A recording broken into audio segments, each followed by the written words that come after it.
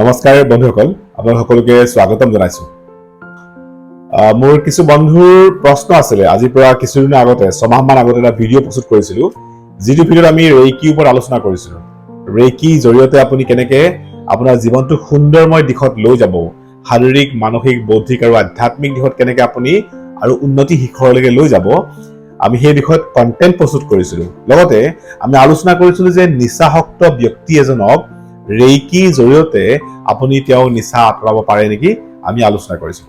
বন্ধুসকল, সেই ভিডিঅ'ত আপোনালোকৰ প্ৰশ্ন আছিলে যে এইটো আমি কিমান সময় প্ৰেক্টিচ কৰা দৰকাৰ, আৰু আমি প্ৰকৃতাৰ্থত এই অভ্যাসটো যদি গঢ় দিওঁ আমাৰ ধৰ্মৰ ক্ষেত্ৰত বা আমাৰ জীৱনটোৰ আচাৰ আচৰণৰ ক্ষেত্ৰত কিবা পৰিৱৰ্তন, সমস্যা সৃষ্টি হ'ব নেকি। বন্ধুসকল, আমি ৰেইকি যিসকলে অভ্যাস কৰে, আমি আচলতে বুজি উঠা দৰকাৰ যে ৰেইকি কি হয়, ৰেইকি কেনেকে কৰা যায়, ৰেইকি লাভালাভ কি, আৰু ৰেইকি জৰিয়তে প্ৰকৃতাৰ্থত কেনেকে আমি শাৰীৰিক, মানসিক, বৌদ্ধিক আৰু আধ্যাত্মিকভাৱে উন্নতি সাধন কৰিব পাৰোঁ। প্ৰশ্নটো আছিলে যে শাৰীৰিক ক্ষেত্ৰত আমি বৌদ্ধিক আৰু আধ্যাত্মিক ক্ষেত্ৰত যি উন্নতি লাভ কৰোঁ, যি অভ্যাস কৰে সি তেওঁ ফিল কৰে, তেওঁ বুজি উঠে, তেওঁ নিজৰ ভিতৰৰ যি অস্তিত্বক বুজি উঠে, তেওঁ নিজৰ ভিতৰৰ যি শক্তি তাক অনুধাৱন কৰে। কিন্তু শাৰীৰিকভাৱে এজন মানুহৰ যি সমস্যা থাকে, এই সমস্যাক ৰেইকিৰ জৰিয়তে সমাধান কৰিব পাৰি নেকি। আমি সাধাৰণতে আমাৰ যিবিলাক শাৰীৰিক সমস্যা, এই শাৰীৰিক সমস্যাবিলাক সৃষ্টি হোৱাৰ বহু কাৰণ থাকে, মানসিক কাৰণবিলাকো থাকে। বিভিন্ন মানসিক কাৰণে, বিভিন্ন অভ্যাসৰ কাৰণে আমাৰ শাৰীৰিক সমস্যাবিলাক দেখা দিয়ে। এই শাৰীৰিক সমস্যাবিলাক আঁতৰাবৰ কাৰণে আমাৰ কিছু স্বভাৱ চেঞ্জ কৰা দৰকাৰ, আমাৰ কিছু আচাৰ আচৰণ চেঞ্জ কৰা দৰকাৰ, আমাৰ কিছু বিষয়, জীৱনৰ যিবিলাক বিষয় তাক আমাৰ চিন্তাধাৰাৰ আমি পৰিৱৰ্তন অনা দৰকাৰ। ৰেইকিয়ে আপোনাক সহায় কৰে আপোনাৰ মানসিক অৱস্থাটোক স্থিৰ কৰিবৰ কাৰণে, আপোনাৰ চিন্তাক সক্ৰিয় কৰিবৰ কাৰণে, অস্থিৰতা দূৰ কৰিবৰ কাৰণে, মানসিক সমস্যা নাইকিয়া কৰিবৰ কাৰণে। যেতিয়া আপুনি স্থিৰ হৈ থাকিব, যেতিয়া আপোনাৰ মানসিক অৱস্থা স্থিৰ হৈ থাকিব, নিশ্চিত ৰূপত আপোনাৰ শাৰীৰিক সমস্যাবিলাক নাইকিয়া হৈ যাব।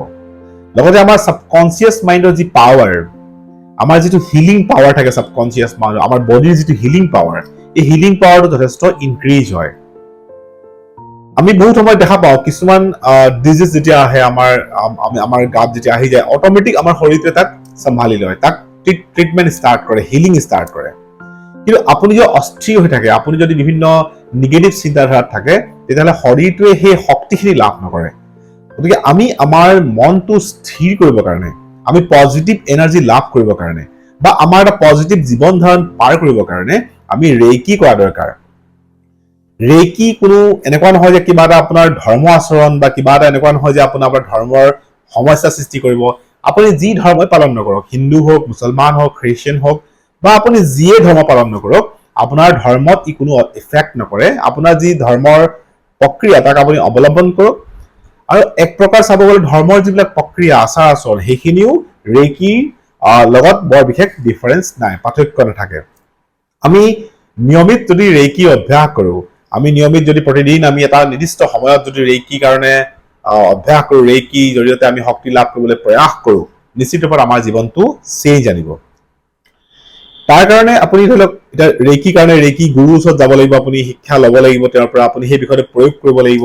এটা প্ৰক্ৰিয়া থাকে, আপুনি সেই প্ৰক্ৰিয়াটো জনা দৰকাৰ।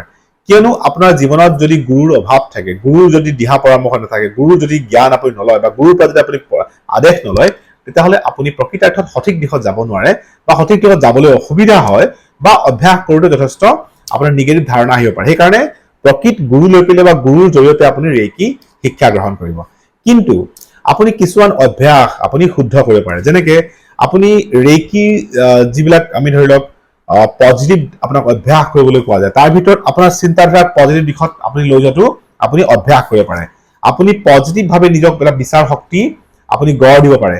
আপুনি প্ৰেজেণ্টত জীয়াই থকা দৰকাৰ, আপুনি বৰ্তমান যি আছে তাত সুখী হোৱা দৰকাৰ।